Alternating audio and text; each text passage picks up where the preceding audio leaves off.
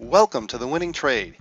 Each episode in this series will demonstrate how to make money in the stock market, whether the prices are going up, down, or sideways, using high probability, profitable strategies that were designed to take advantage of the volatility of the Russell 2000 and the S&P 500 indexes. Many of these strategies were designed to work together to maximize profits by flowing with the ever-changing market conditions. Follow along as we uncover the secrets of this episode's winning trade.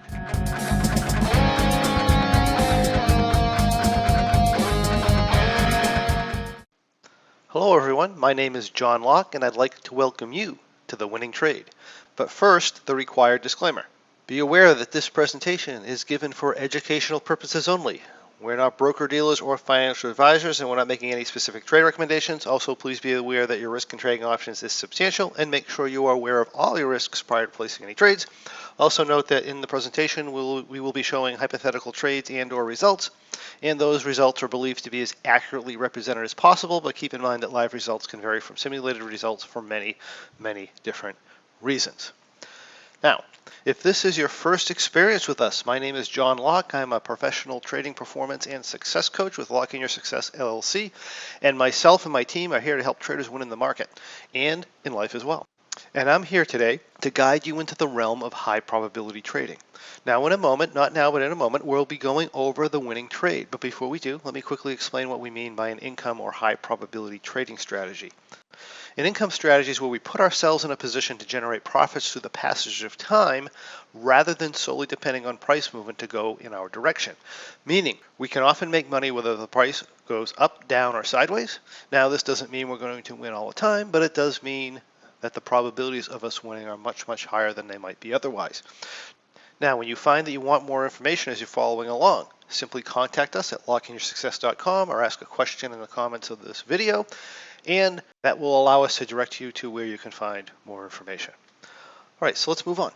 The winning trade we're looking at today is an extremely simple strategy called the Super Bowl. Now, this is a strategy that I created as an example during one of our live 2-day events called the Trader Transformation Workshop in Orlando, Florida last January. And I created it in order to show our students how simple it can be to make money even during those really challenging periods like 2018. Now this strategy is going to be a little different than some of the other strategies we've presented in the past because it's not technically considered an income strategy. However, as you'll see, it certainly is a very high probability strategy. So the Super Bowl is a trade that we can do either on the SPX or the Russell 2000 indexes. It requires a minimum of $1,000. It has a profit target of 100%, and it also has a maximum loss of 100%, which means you wouldn't want to trade this with your full account size as you might with some of the other strategies we've discussed in the past. With this trade, you really need to keep the position size much smaller than those other trades. Now, let's take a look at the guidelines. The Super Bowl is a bullish vertical, and we enter it when the monthly cycle is 65 days to expiration. We enter the bullish vertical in a manner where the total profit, or the total potential profit, and a total loss are going to be about equal. Now there are some small variations to that, but that's generally what we're going to do. And then from there, we do nothing until the next monthly cycle is 65 days to expiration. So if you pretend that May is 65 days to expiration, you enter the May expiration bull trade. As time goes by, eventually June gets 65 days to expiration. When that happens, you enter your June cycle. We will call that trade 2. The next thing we do at that same time is we check on the original trade, which we'll call trade 1. If trade 1 is up money, we exit the trade and take our profits. If trade 1 is down money, we monitor the trade once daily near the end of the day. If at that time trade 1 happens to be profitable, we exit. Otherwise, we just keep going until the trade expires. So let's take a look at an example. So right here, it is Wednesday, April 17th in our backtesting software. We have our June 2019 expiration. It is 65 days till expiration. Therefore, we come in and we enter a call vertical, which is going to give us almost $1,000 in potential profit, and it has a potential loss of just over $1,000, so just about 1-to-1. And that's it. That's the entry right there. Now, when we enter this trade in June expiration, we probably also have a May trade on. If we come in here and we take a look at our May position, this is what the May position looks like. So back about 30 days ago, May was 65 days to expiration, so I entered the bullish vertical just as I entered the one I showed you last time, and now 35 days later, this position is now up about 578 of our potential $1,000 profit. But because the other trade was entered, if this is profitable, we exit. So we exit this position, and then we go into our June trade, which is the entry that was just shown. So from here, what we do is we do nothing until it's time to enter the next trade, which is going to be sometime in the second, third, or fourth week of May. So if we go to the second week of May, we can see our July is still 72 days to expiration. That's 7 days. So 7 more days has to go by until we get our next entry point. So let me just do that. So we advance forward here to May 15th, and we find that on May 15th, our June trade is actually down. It's down $342. It is time now to enter our July trade. So I'm going to come in here and enter July. And I'm doing it in a manner where, in this case, my potential profit is a little over $800, and my potential loss is almost $1,200. Now, this is kind of unusual. Normally, we're going to get about a 1-to-1, and sometimes you can get a little over one profit. Sometimes you get, in other words, sometimes the profit's like $1,100, $1,200, and you can do a loss that's in the $800 range and be reasonably close to the market. And other times you can't. And this is one of those times where the volatility skew is very strange. So we're actually accepting a little bit less of a profit here, because when we enter this, we want about a 1-to-1 risk-reward ratio, but we also don't want our long strike much more than 10 points over the actual asset price at this time. And our asset price is at, let's see, 28.56, and our long strikes at 28.70. That's about 14 points. That's about as far as I'll go with that. Because once you start getting that any further than that, your probabilities start to drop off. So this is the way we would enter in this particular case.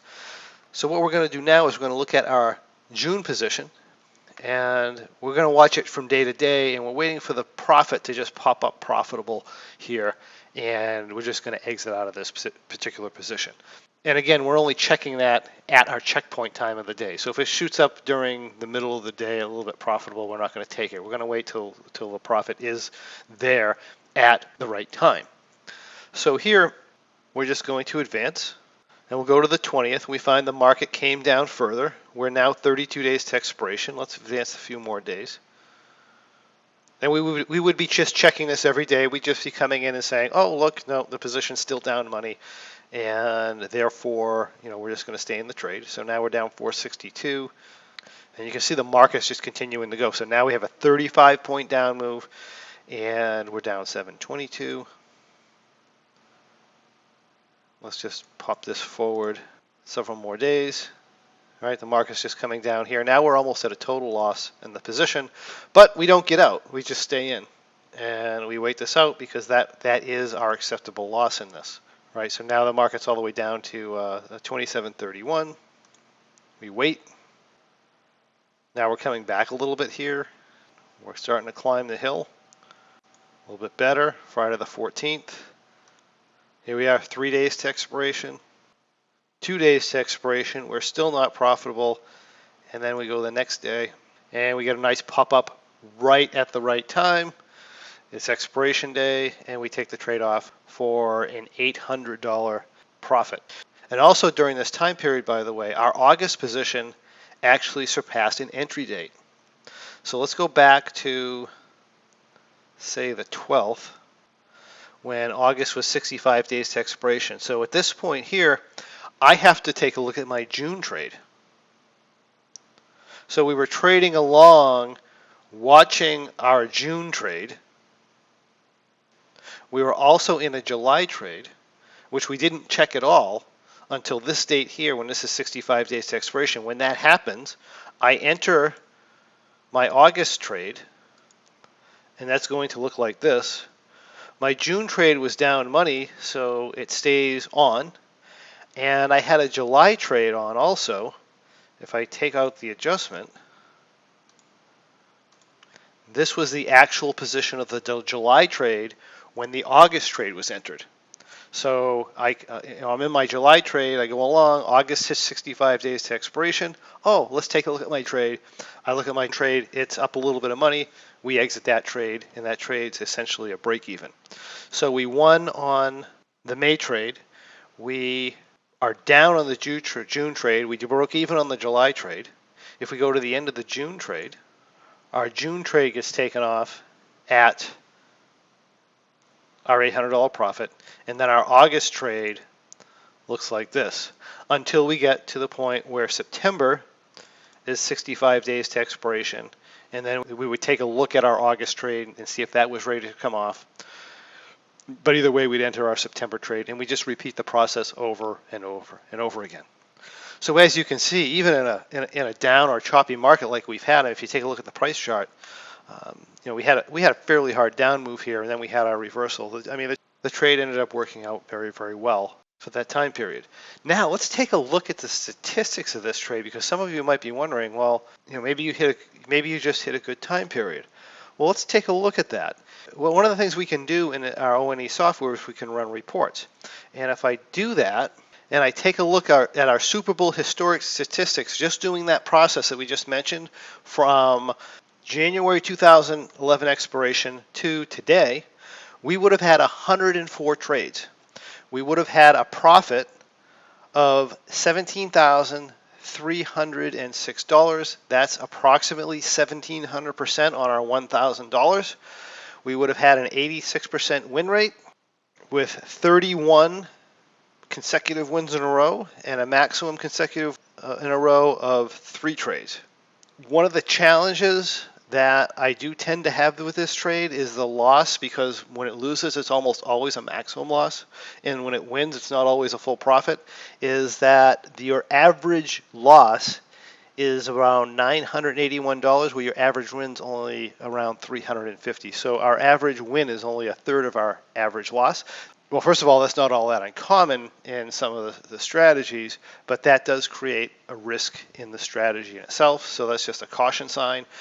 The other thing you need to think about is that the trade size has to be small in relation to your account size.